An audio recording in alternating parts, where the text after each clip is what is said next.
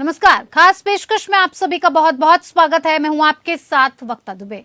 आज बात करेंगे केजरीवाल के बंगले पर चल रहे बवाल की। दिल्ली के मुख्यमंत्री अरविंद केजरीवाल की मुश्किलें कम होने का नाम बिल्कुल नहीं ले रही हैं। एक तरफ सीएम केजरीवाल दिल्ली वासियों के लिए तमाम वादे करते दिखते हैं, तो वहीं अब एक बार फिर से सरकारी बंगले के रिकंस्ट्रक्शन विवाद का मामला सामने आ गया है। अब कैग इसकी जांच शुरू करेगा।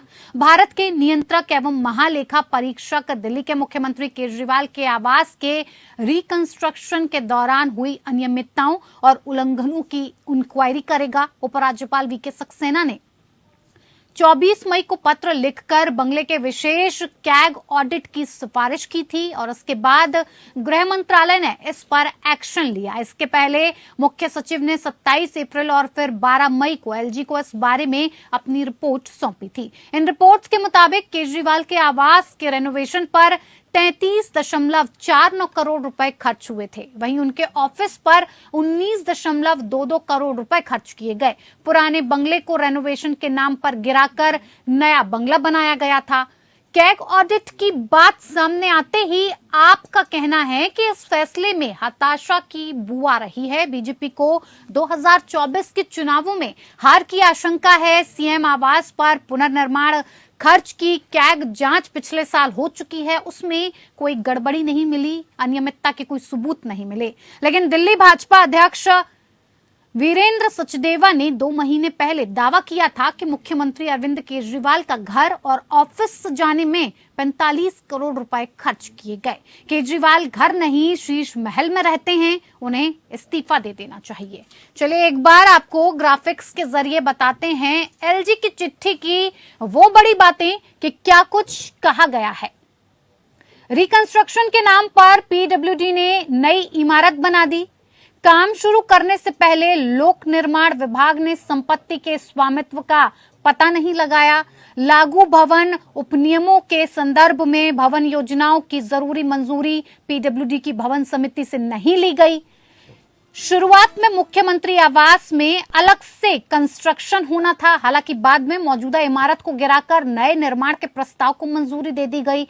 इस काम की शुरुआती लागत 15 से 20 करोड़ रुपए थी, लेकिन इसे समय समय पर बढ़ाया गया। मुख्यमंत्री आवास पर कुल 52 करोड़ 71 लाख 24,570 रुपए, लगभग मोटा मोटा 53 करोड़ रुपए खर्च हुआ।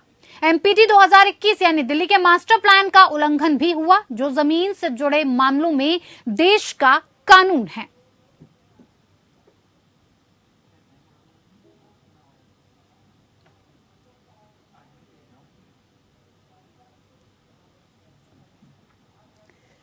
तो एलजी की चिट्ठी में बहुत सी बड़ी बड़ी बातें कही गई हैं। किन कानूनों का उल्लंघन किया गया है, कानूनों की धज्जियां उड़ाई गई हैं, इसका पूरा विवरण एलजी ने अपनी चिट्ठी के द्वारा दिया है। साथ ही साथ अब लगातार आम आदमी पार्टी को लेकर अब ये सवाल उठ रहा है और अब उनके बंगले तक जांच की आंच जा पहुंची है। कैग की जांच होगी और ये पता लगाया जाएगा कि रेनोवेशन को लेकर केजरीवाल के घर पर, बंगले पर जो खर्चा हुआ है वो कितना सही है, क्या कुछ घोटाला इसमें हुआ है। सारी बातों की जांच पड़ताल की जाएगी और अब इसी जांच पड़ताल को लेकर कहीं ना कहीं केजरीवाल, आम आदमी पार्टी जो खुद को आम आदमी कहती है लेकिन रहती शीश महल में है, ऐसी आम आदमी पार्टी पर अब कई तरीके के सवाल उठने लगे हैं। बंगले पर बवाल को लेकर अब केजरीवाल पूरी तरह से फंसते हुए नजर आ रहे हैं।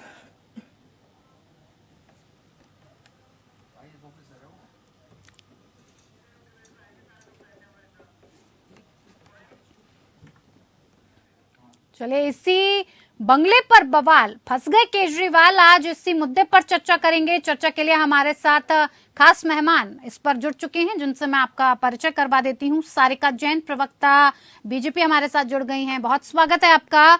रमेश श्रीवास्तव, प्रवक्ता, आप हमारे साथ जुड़ गए हैं, आपका भी बहुत स्वागत है सर। जयकरण वर्मा, नेता कांग्रेस, हमारे साथ जुड़ गए हैं, सर आपका भी बहुत बहुत स्वागत है। शुरुआत रमेश जी आपके साथ ही करेंगे, क्योंकि जिस हिसाब से जो पूरी मामले को लेकर खींचातानी चल रही है, आरोप लगाए जा रहे हैं, वो आपकी पार्टी पर ही लगाए जा रहे हैं। और इस बंगले को लेकर जिस हिसाब से सियासत शुरू हुई है, तो सवाल सबसे पहले आपसे ही बनता है। सर, पुराने बंगले के रेनोवेशन के नाम पर आपने गिराकर पुराना बंगला नया बंगला बनवा लिया। अब ऐसे में बंगला तो बन गया, लेकिन अब ये सवाल खड़े हो रहे हैं कि आखिर नियमों का उल्लंघन क्यों किया गया, क्यों कानूनों की धज्जियां उड़ाई गई। साथ ही साथ ये बात भी बार बार सामने आ रही है कि अब जब जांच हो रही है तो आपत्ति किस बात की है। अरे तो जांच कराइए ना भाई। जांच इस बात की भी करा दीजिए कि अभी मुख्यमंत्री जी ने एक नई बुशर्ट खरीदी है, उसकी भी जांच करा लीजिए। एक नया जूता खरीदा है, एक जोड़ी, उसकी भी जांच करा लीजिए। देखिए, जो पुराना बंगला था वो इस तरह से जर्जर हालत में था कि जिसमें व्यक्ति के रहने पर उसके जीवन को खतरा था। इसलिए एक नई जगह का निर्माण करवाया गया, रेनोवेशन करवाया गया, एक तरह से कहा जाए तो। अब वो रेनोवेशन आज की कॉस्ट के हिसाब से करवाया जा रहा है। अब चूंकि जो हर चीज है वो ठेकेदारों से करवानी पड़ती है, जो कॉस्ट है वो मार्केट रेट के हिसाब से लगेगी। अगर आप 1942 में जो बंगला बना था तब की कॉस्ट से लेकर के आज को कंपेयर करेंगे तो आपको लगेगा बहुत ज्यादा। आज की कॉस्ट में अगर आप इस तरह के घर बनवाइए तो आपको लगेगा ये बहुत नॉर्मल खर्चा है। लेकिन फिर भी सीएजी को लगाया गया जांच के लिए। भाई, सीएजी एक केंद्रीय ऑडिट संस्थान है, केंद्रीय स्तर पर ऑडिट संस्थान है। उनको सिर्फ ये दिख रहा है कि दिल्ली में एक घर बनाया गया तो सीएजी को लगा दे। सीएजी सिर्फ और सिर्फ अकाउंट्स का ऑब्जर्वेशन देंगे, वो कानूनी रूप से कोई बाध्यकारी नहीं होता, कोई वो कोर्ट का जजमेंट नहीं होता। ठीक है। और सीएजी की ऐसी बहुत सी रिपोर्टें पहले भी आई हैं, पिछले साल भी जैसा आपने पैकेज बताया कि आई थी रिपोर्ट और उसमें कोई अनियमितता नहीं पाई गई। अब तो ये जबरदस्ती का परेशान करने के लिए ऐसा फिर से किया जा रहा है। ठीक है सर, मान लेते हैं परेशान करने के लिए किया जा रहा है। जैसा कि लगातार आपकी तरफ से बार बार कहा जाता है कि बीजेपी केंद्र में जो बैठी सत्ता पक्ष है वो लगातार परेशान करने का काम करती है, और सिर्फ आम आदमी पार्टी को ही नहीं, बाकी के जो विपक्षी दल हैं उन्हें भी परेशान करने का काम करती है। मान लेते हैं, लेकिन क्या ये जायज माना जाए कि 53 करोड़ रुपए सिर्फ और सिर्फ रेनोवेशन पर खर्च किए गए? मानते हैं, आपने बताया कि मरम्मत की जरूरत थी, उसे ठीक करवाना था, बैठने के लिए उसको लायक बनाना था। इतना लायक बनाना था कि 53,000 करोड़ खर्च कर दिए? नहीं, आप पहले संख्या पर ध्यान दें। 53 करोड़, जी बिल्कुल, माफ कीजिएगा, 53 करोड़। पहले कहा गया कि साहब 45 करोड़ का काम हुआ है, फिर अब 53 करोड़। आपने जो रिपोर्ट भेजी उसमें क्या 70-72 करोड़। तो यही है, अंधेरे में तीर चलाया जा रहा है। नहीं सर, अंधेरे में तीर नहीं चलाया जा रहा है। मैंने आपको पूरे अपने पैकेज में कहाँ 6 किश्तों में खर्च किया गया। अगर ये अंधेरे में तीर नहीं चल रहा है तो फिर सीएजी जांच की क्या जरूरत है? नहीं, ये तो आप जवाब देंगे ना सर, आप ये जवाब तो आप देंगे ना कि जांच से आपत्ति क्यों हो रही है। अगर कोई अनियमितता नहीं है, कोई उल्लंघन नहीं है, कोई धज्जियां नहीं उड़ाई गई है, तो जांच होने दीजिए। एक ही बात की जांच कितनी बार की जाएगी? और वैसे भी अगर आप करवाना चाहते हो तो करवा लें। हम आपत्ति तो कर सकते मगर रोक तो नहीं सकते, करवा लें। जांच में पहले भी कुछ नहीं निकला, आगे भी कुछ नहीं निकलेगा। ठीक है, ठीक है। सारिका जी, अब तक आवाज पहुंच पा रही है? जी जी, बिल्कुल आवाज आ रही है आपकी। सारिका जी, लगातार आपका ये कहना है कि जो आरोप लगाए जा रहे हैं वो पूरी तरह से बेबुनियाद हैं, साजिश की जा रही है, तानाशाही की जा रही है, लगातार परेशान करने की कोशिश की जा रही है, केंद्रीय जांच एजेंसियों का दुरुपयोग किया जा रहा है। जब आपने पहले जांच करा ली तो अब दोबारा जांच की क्या जरूरत है? देखिए, बड़े दुख की बात है कि अरविंद केजरीवाल जी राजनीति में ये कहकर आए थे कि मैं भ्रष्टाचार खत्म करूंगा, लेकिन आज खुद ही भ्रष्टाचारी हो गए। अपने बच्चों की कसम खाकर बोला करते थे कि मैं बंगला नहीं लूंगा, मैं गाड़ी नहीं लूंगा, मैं राजनीति में नहीं आऊंगा, जब तक अन्ना जी है तब तक साथ रहूंगा, उसके बाद मैं कुछ पद भी नहीं लूंगा, या मेरे जो मंत्री हैं वो कोई सरकारी बंगला नहीं लेंगे। बहुत सारी ऐसी बातें थी जो उन्होंने झुठलाकर सब खत्म कर दी। वो खुद ही कहते थे जो भी इस सीएम की कुर्सी पर बैठता है वो भ्रष्टाचारी हो जाता है। खुद उनके बोल है, हमारे पास वीडियो भी अवेलेबल है, आपने भी सुनी होगी वो चीज कि जो भी सत्ता में आता है वो भ्रष्टाचारी हो जाता है। सेकेंडली, आप कितने दुख की बात है, जब कोरोना काल चल रहा था, जब लोगों को बेड की आवश्यकता थी, जब लोगों को ऑक्सीजन की आवश्यकता थी, जब लोगों को दवाइयों की आवश्यकता थी, और दिल्ली के सीएम क्या कर रहे थे उस वक्त दिल्ली के सीएम वियतनाम से टाइल्स मंगा रहे थे, पत्थर मंगा रहे थे, ऑटोमेटिक दरवाजे लगवा रहे थे, पर्दे लगवा रहे थे, करोड़ों रुपए के ऑटोमेटिक संडास लगवा रहे थे। तब इन लोगों को उस योजना बनाने की लगी थी जो कि अपनी घर की योजना है, स्वयं की योजना में लगे हुए थे। लेकिन सड़कों पर लोग मर रहे थे, उसकी इनको कोई परवाह नहीं थी। और आज वो करोड़ों के बंगले में 53 करोड़ का बंगला सिर्फ रेनोवेशन के नाम पे दिल्ली की जनता के टैक्स के पैसे को डाल दिया गया, झोंक दिया गया उस आग में, सिर्फ अपने सेटिस्फेक्शन के लिए, अपने महल के लिए, अपने शीश महल के लिए। तो इससे दुखद और क्या बात हो सकती है? जब अरविंद केजरीवाल जी को लोगों की सहायता करनी चाहिए थी, लोगों को बेड कैसे मिले, दवाइयां कैसे मिले, उनको हम सुरक्षित कैसे कर सके। देखिए उस टाइम पर आपने भी हाल देखा होगा कोरोना काल में कि किस तरह से लकड़ियां तक नहीं थी वहां पर शव को जलाने के लिए, उसकी व्यवस्था करने के लिए अरविंद केजरीवाल जी नहीं आए थे। लेकिन स्वयं का कैसे महल बनाया जाए, कैसे रिमोट से चलने वाले संडास बनाए जाए, उसकी चिंता में लगे हुए थे। तो बड़ी दुख की बात है आज इनके सारे मंत्री भ्रष्टाचार के आरोप में जेल में बंद है। मनीष सिसोदिया, सत्येंद्र जैन, खुद अरविंद केजरीवाल जी भी, अब सीएजी की जांच शुरू हो चुकी है, एलजी साहब ने उसका निरीक्षण किया है, गृह मंत्रालय के द्वारा सीएजी की जांच जो है वो चल रही है, और डेफिनेटली अरविंद केजरीवाल जी भी जेल जाएंगे। और दूसरी बात मैं बता देना चाहती हूँ, अभी आपके प्रवक्ता बोल रहे थे कि तो छोटी छोटी शर्ट भी खरीदते हैं तो इल्जाम लगा देते हैं। तो आप पे अगर ऐसा गुजरता, जब कोरोना काल में बच्चे मर रहे थे, जवान लोग मर रहे थे, तब अरविंद केजरीवाल जी को ध्यान नहीं आया, लेकिन उस वक्त वो अपने शीश महल बनाने में लगे थे। तो बहुत दुख की बात है कि दिल्ली में किस स्थिति पर आज दिल्ली पहुंच गई है। शीला दीक्षित जी टाइम की बसें आज तक चल रही है, आज तक एक बस अरविंद केजरीवाल जी दिल्ली में बिल्कुल सारिका जी, ये बातें वाकई में ध्यान देने वाली हैं कि जब बात अगर आम आदमी पार्टी अपने आप को आम आदमी कहती है तो उसे आम आदमी का भी ध्यान रखना चाहिए, ना कि 53 करोड़ का रेनोवेशन कराना चाहिए। मरम्मत की जरूरत है, मानते हैं कि कई सरकारी बंगले होते हैं जो पुराने हो जाते हैं, मरम्मत की जरूरत पड़ती है, मरम्मत कराना ठीक बात है, लेकिन उसे रेनोवेट कराकर शीश महल बनाना कहीं ना कहीं आम जनता को खलेगा और आम जनता इस पर सवाल उठाएगी। सवाल मैं अब जयकरण जी से करना चाहूंगी। जयकरण जी, आपकी तरफ से भी पत्र लिखा गया, आपकी तरफ से भी इसको लेकर कई सवाल उठाए गए कि इस बंगले को लेकर कहीं ना कहीं घोटाला हुआ है, जांच होनी चाहिए। पत्र लिखा, गृह मंत्रालय ने एक्शन लिया, जांच हो रही है। अब क्या कहना चाहेंगे इस पर? सही हो रहा है या सिर्फ परेशान करने की सत्ता पक्ष की कोशिश है? नहीं, देखिए, ये भारतीय जनता पार्टी जांच करवा रही है, जांच होनी भी चाहिए, जांच में कोई रोक टोक नहीं है। बस देखिए इनकी मंशा पर सवाल उठता है इसलिए कि जब जांच की बात आती है तो पुलवामा हमले की जांच क्यों नहीं करवाना चाहते। ये अभी हमारे भाजपा के लोग कह रहे थे कि कोरोना की चर्चा करें, कोरोना की जांच क्यों नहीं होना चाहिए, वो जांच, वो रिपोर्ट सार्वजनिक क्यों नहीं होनी चाहिए। जब हमारे प्रदेश नहीं देश की नदियां लाल हो गई थी और इनके मुख्यमंत्री, इनके केंद्रीय मंत्री और माननीय मोदी जी सिर्फ और सिर्फ भाषण में व्यस्त थे। उन्होंने उनके लिए क्या किया? ये बिहार और उत्तर प्रदेश, मध्य प्रदेश, इसमें की जनता हजारों किलोमीटर दूर पैदल चल के किस परिस्थितियों में अपने घर पहुंची और कितनी लाठियां इन्होंने हमारे लोगों को बरसाया है। क्या ये आज देश की जनता भूल गई क्या? ये कोरोना की बात करते हैं, किस जब ये हमारी नदियां लाल थी, लोगों को कफन नहीं था, यहाँ तक कि शमशान घाट में टोकन भी देने का काम इन्होंने किया था, जो हमारे देश में कभी भी हमारे संज्ञान में नहीं रहा, न हमारे बुजुर्गों के संज्ञान में रहा है। लेकिन भारतीय जनता पार्टी के राज में लाश दफनाने के लिए, जलाने के लिए, अंतिम संस्कार करने के लिए माननीय मोदी जी हो चाहे योगी जी हो, उनके पूरे देश में टोकन की व्यवस्था करने का काम किया। ये भाजपाई को शर्म नहीं आती है? जांच कराने की बात करते हैं। हमारे देश के सैनिक, हमारे देश के जवान, हमारे देश के रक्षक जब शहीद हो जाते हैं तब ये लोग कुछ नहीं बोलते। तो जांच नहीं करानी चाहिए आपके हिसाब से?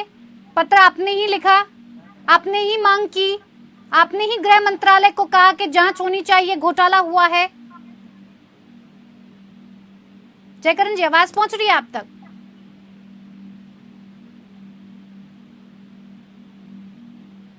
लगता है जयकरण जी तक हमारी आवाज नहीं पहुंच पा रही है। सारिका जी, लगातार इस बात को बार बार उठाकर सवाल किया जा रहा है कि ये कोरोना की बात करते हैं, कोरोना काल तो निकल गया, जितना काम किया आम आदमी पार्टी की तरफ से किया गया, कांग्रेस की तरफ से किया गया, जनता को जितना सुकून पहुंचाया गया वो इन पार्टियों की तरफ से पहुंचाया गया। बीजेपी ने सिर्फ और सिर्फ फायदा उठाया है और आरोप प्रत्यारोप की राजनीति करने का सिर्फ काम किया है।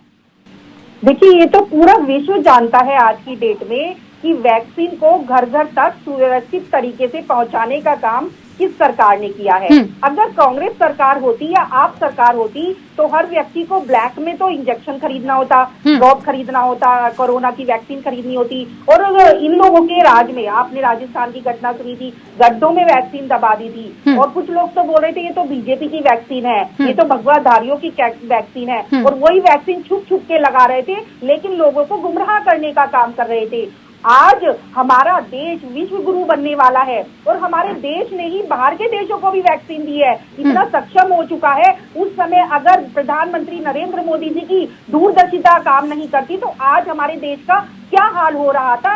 ये आज हमारा जो पूरा विश्व है वो प्रधानमंत्री जी का लोहा मान रहा है। आज देखिए 9 वर्ष पूरे हो चुके हैं प्रधानमंत्री जी के को नेतृत्व करते हुए भारत का, और आज भारत एक विकासशील देश बन चुका है और हर जगह इंफ्रास्ट्रक्चर हो, कोई भी फील्ड हो, हर फील्ड में नंबर 1 है। और इसी से ये लोग तिल मिला रहे हैं और जगह जगह भाग रहे हैं। अब 2024 के इलेक्शन आने वाले हैं, 2024 की वजह से ही जो सारे विपक्षी दल है वो एक हो रहे हैं, हाथ में हाथ डालकर चल रहे हैं। सभी प्रधानमंत्री बनना चाहते हैं, सभी पार्टी का एक एक बंदा प्रधानमंत्री बनना चाहता है, लेकिन उतनी सक्षमता तो होनी चाहिए ना सबके अंदर। लेकिन आम आदमी पार्टी यही तो कह रही है, आम आदमी पार्टी यही तो कह रही है 2024 की चिंता हो गई है, डर आपको इतना सता रहा है कि बार बार आपके हाथ से जो दिल्ली की सत्ता है वो खिसकती जा रही है, इसीलिए आपने इस बार ये पैंतरा चला, लगा दी एक और जांच।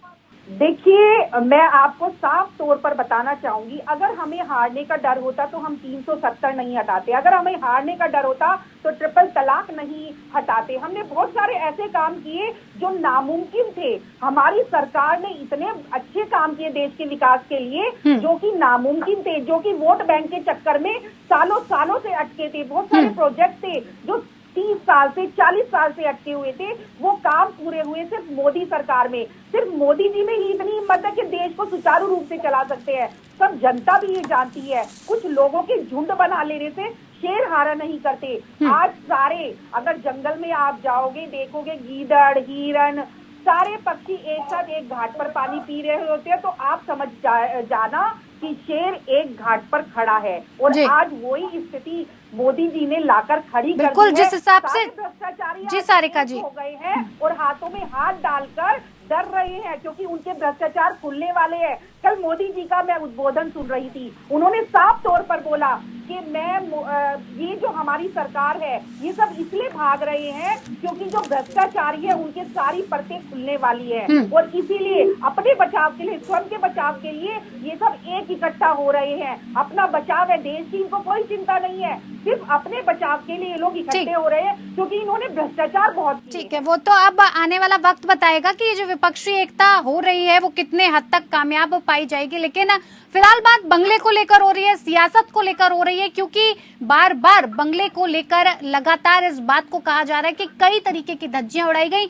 रमेश जी, लगातार एलजी की चिट्ठी में जिस हिसाब से कई बातों को गिनाया गया है, आपको लगता है वो बातें गलत हैं? आपको फंसाने के लिए, आरोप लगाने के लिए, जैसा कि आप बार बार कह रहे हैं कि साजिश के तहत ये पूरा प्लानिंग प्लॉटिंग बीजेपी की तरफ से किया गया है कि सत्ता में आना है, सत्ता में बने रहना है, इसलिए दुरुपयोग तो करना पड़ेगा। तो एलजी की तरफ से जिन जिन बातों को कहा गया कि काम को शुरुआती लागत 15 से 20 करोड़ रुपए थी, लेकिन बार बार समय समय पर इससे बढ़ाया गया, पेड़ों को काटा गया, 28 पेड़ों को काट के पर्यावरण को भी नुकसान पहुंचाया गया, जो कि एक तरीके से कानून का उल्लंघन है। इन बातों को आप सही मानते हैं या ये भी एक आरोप के तहत आती हैं? शुक्र है कि आपको याद आ गया कि बहस किस टॉपिक पे हो रही है, वरना अभी तक ये बहस जो है बड़े बड़े वैक्सीन और कोरोना और इसके मुद्दों पे चल रही थी। भारतीय जनता पार्टी की प्रवक्ता यहाँ भ्रष्टाचार पे भाषण दे रही थी। अरे इनको तो बोलने का हक नहीं है। अभी कर्नाटक में इनकी 40% कमीशन वाली सरकार को जनता ने सत्ता से बेदखल किया है। कितनी बेशर्मी के साथ ये लोग सत्ता से बाहर हुए हैं। और कल प्रधानमंत्री के भाषण का भी जिक्र किया गया कि साहब वो बोल रहे थे कि सारे भ्रष्टाचारी इकट्ठा हो गए हैं, सारे भ्रष्टाचारी इकट्ठा हो गए हैं। अरे भाई 9 साल हो गए आपकी सत्ता को, किसी एक पर आपने केस चला करके उसका कन्विक्शन करवाया क्या? जांच तो सैकड़ों शुरू करवा दी, एक में भी कन्विक्शन नहीं करवा पाए। कन्विक्शन मतलब कोर्ट से सजा, वो नहीं करवा पाए। बस जांच कराओ बदनाम करो, जांच कराओ कीचड़ उछालो, जांच कराओ कीचड़ उछालो। तो ये कीचड़ कमल जिनका निशान है वो कीचड़ उछालने का काम करें। पब्लिक को सब समझ में आता है। इसीलिए भारतीय जनता पार्टी की सरकारें एक के बाद एक धराशायी होती चली जा रही। पब्लिक को तो सर सब कुछ अब मैं आ जाता हूँ आपके चिट्ठी वाले मुद्दे पे। देखिए ऐसा है, ये चिट्ठियों में मुद्दे उठाए जाते रहते हैं। हमारे 2 नेताओं की गिरफ्तारी का जिक्र किया गया। 1 साल से ऊपर हो गया आज उनकी गिरफ्तारी को, लेकिन चार्जशीट पेश करके ट्रायल चलवा करके कन्विक्शन की हिम्मत अभी तक नहीं आ पाई। तो ये सब झूठा है। और आप देखें मोदी सरकार की जो कमजोरियां हैं, जैसे अभी जो ऑर्डिनेंस लाए हैं उसके विरोध में आज ही सुप्रीम कोर्ट के रिटायर्ड जस्टिस मदन लोकुर साहब का एक लेख आया है। उन्होंने लिखा है कि किस तरह से ये असंवैधानिक है। ये भारतीय जनता पार्टी अपनी कमियों को ढकने के लिए इस तरह के दुष्प्रचार करवा रही है, वरना जांच तो पिछली बार हो चुकी थी। दोबारा फिर इसीलिए प्रोपेगेंडा है ये कोई जांच में सब्सटेंस नहीं है, प्रोपेगेंडा के सिवा कुछ नहीं है। यानी कि जो बातें उठाई गई है वो आपको लगता है एक प्रोपेगेंडा के तहत ही की जा रही है। बिल्कुल। आम जनता, आम आदमी पार्टी, आम जनता की पार्टी कहने वाली 53 करोड़ रुपए रेनोवेशन में लगाए, वो बात आप सही मानते हैं? आप एक बात सुनिए, इतने सारे परम आरोपों के बीच में एमसीडी का चुनाव हुआ, जनता ने किसको जनमत दिया? आम आदमी पार्टी को। तो पब्लिक को सब समझ में आता है। जो तो पब्लिक को तो सर अब ये भी समझ में आ रहा है ना कि जिस भ्रष्टाचार को खत्म करने की बात आम आदमी पार्टी करती थी, अब केजरीवाल साहब उसी भ्रष्टाचार में लिप्त हैं। समझ में आता है। अब कल प्रधानमंत्री जी ने कोल घोटाला, 2G घोटाला का जिक्र किया 2014 के पहले का। किसी एक को सजा हुई क्या आज तक?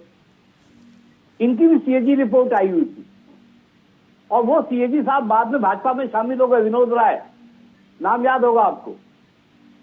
ये जो अभी CAG साहब हैं ये पहले गुजरात में थे, फिर जम्मू कश्मीर गए, अब वो CAG बने हुए हैं। ठीक है, तो हम तो कहते हैं जितनी मर्जी आप जांच करवा लो, ठीक है, आपको हमें जांच से कोई परेशानी नहीं है, बिल्कुल कोई फर्क ही नहीं है जांच से। मुद्दों पर बात करो, बेरोजगारी कब कम होगी। और एक बात और, बड़ा मोदी जी मोदी जी मोदी जी मोदी जी किया जाता है। चलिए हम और आप 12 बार मोदी जी गिनते हैं, मोदी जी मोदी जी। क्या हमारे आपके सामने 12 टमाटर आ जाएंगे जो बाजार में 100 रुपए किलो मिल रहा है?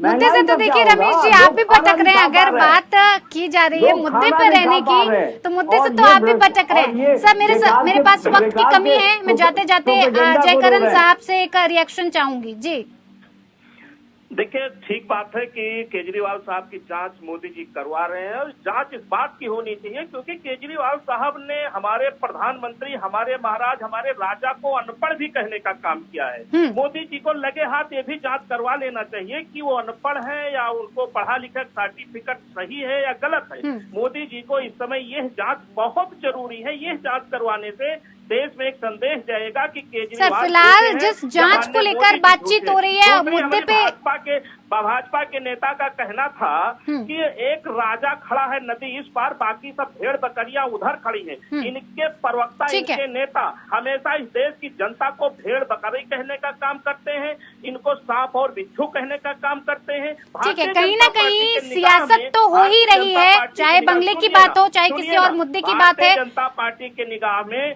यहाँ की जनता सांप बिच्छू भेड़ बकरियां हैं, ये लोग पीटने वाले हैं, इनको सजा देने की बात होती है, ये ऐसा ये मानते हैं। ठीक है जयकरण जी, बहुत बहुत धन्यवाद आप सभी का हमारे साथ इस खास पेशकश में जुड़ने के लिए। मेरे साथ फिलहाल इतना ही, नमस्कार।